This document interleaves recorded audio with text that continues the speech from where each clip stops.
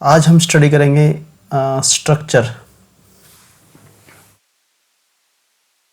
What is structure?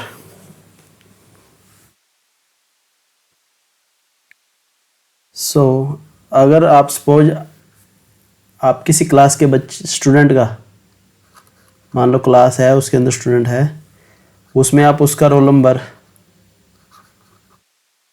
उसका name, उसकी ID, father name, आप ये प्रिंट आप देखना चाहते हो। अगर एक बच्चे का है तो ठीक है, आप सिंपल से कोड लिख दोगे वहाँ पे। लेकिन अगर आपको 1000 स्टूडेंट के लिए वो लिखना होगा कोड, तो कैसे लिखोगे?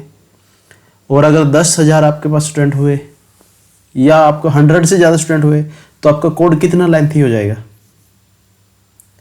ठीक है, तो उस चीज़ को रिमूव करने के लिए हम यूज करते हैं स्ट्रक्चर की। स्ट्रक्चर में आप नंबर ऑफ एंट्री आप करा सकते हो, कोई इश्यू नहीं आता इसमें। तो सिंपल पहले हम स्ट्रक्चर की डेफिनेशन देख लेते हैं। Structure are a way to group a several related variables into a single place. Okay, means variable, what is variable? You write na a is equal to 5. That means this 5 value store in a. This is a variable. A is a variable. a एक डब्बा है जो कोई data store कराने के काम आता है। सिंपल, ठीक है। अनलाइक एरे, एरे में आप एक ही तरह के आप डाटा को स्टोर करा सकते हो, ठीक है। लेकिन आप स्ट्रक्चर में आप इन डाटा भी करा सकते हो, फ्लोट भी करा सकते हो और कैरेक्टर भी करा सकते हो। ओके, तो अलग अलग टाइप के आप डाटा आप स्ट्रक्चर में करा सकते हो। तो चलिए अब इसका सिंपल सा एक हम इसको समझने के लिए एक सिंपल सा प्रोग्राम देख लेते हैं। जैसे ये है, सपोज इसमें मैंने आप हेडर फाइल अपनी ले ली है और स्ट्रक्ट मैंने कीवर्ड ले लिया है। स्ट्रक्चर को समझने के लिए हम स्ट्रक्ट यूज करते हैं जो एक कीवर्ड है। मान लो हमें स्ट्रक्ट स्टूडेंट बना लिया हमने। स्टूडेंट में हम अपने स्टूडेंट का रोल नंबर, उसका नेम जो कैरेक्टर टाइप में होगा और उसकी आईडी चेक करना चाहते हैं, ठीक है। और जब आप स्ट्रक्चर को यूज करोगे, आफ्टर करली ब्रैकेट आपको सेमीकोलन लगाना है, तभी वो एज ए स्ट्रक्चर काम करेगा, नहीं तो नहीं करेगा, ठीक है। और आपने यहाँ पे इसको स्ट्रक्ट स्टूडेंट ए है आपका ऑब्जेक्ट। ये ए कुछ भी हो सकता है, एक्स वाई जेड, कुछ भी आप बना सकते हो, ठीक है। और यहाँ पे आपने वैल्यू प्रोवाइड करा दी है, उसका रोल नंबर, ये इनपुट आपने प्रोवाइड करा दिया है। अब आप देखना चाहते हो कि क्या एक्चुअल में उसी वैल्यू के लिए है ये, तो आप यहाँ देखो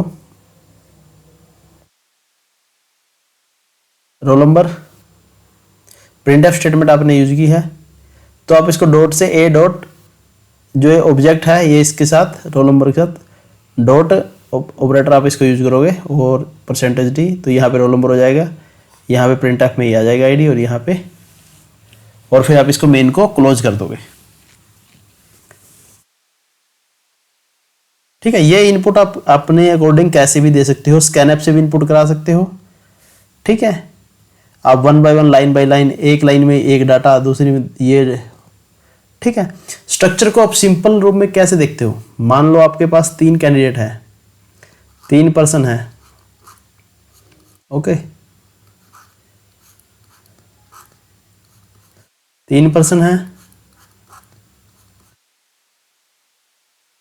3 पर्सन है और आपने इनको बैठाना है, तो आपके पास 3 कुर्सी हैं सपोज, तो आप तीनों को डायरेक्टली बोलोगे बैठ जाओ भाई, क्या प्रॉब्लम है? कोई प्रॉब्लम नहीं है।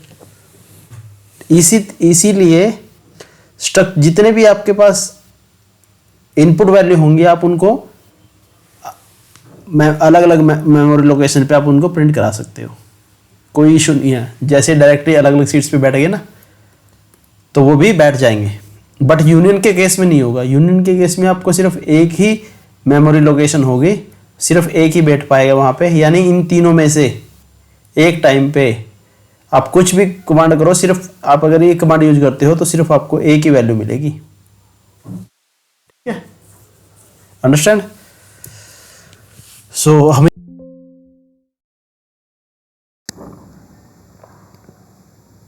ये हमारा है अपना struct main, okay, struct student, और ये वैल्यू हम प्रिंट कराना चाहते हैं और ये वैल्यू हमने दी हुई है इनपुट में। हम चेक करना चाहते हैं क्या ये प्रिंट हो रही हैं या नहीं हो रही है। तो हम इसको रन करते हैं, तो ये होगी roll number is 1, the name of the student is XYZ DF, आप कुछ भी डाल सकते हो, आपका नाम Anees, Satish, Dharmendra, ID is 9। Okay, ये आपका आउटपुट है।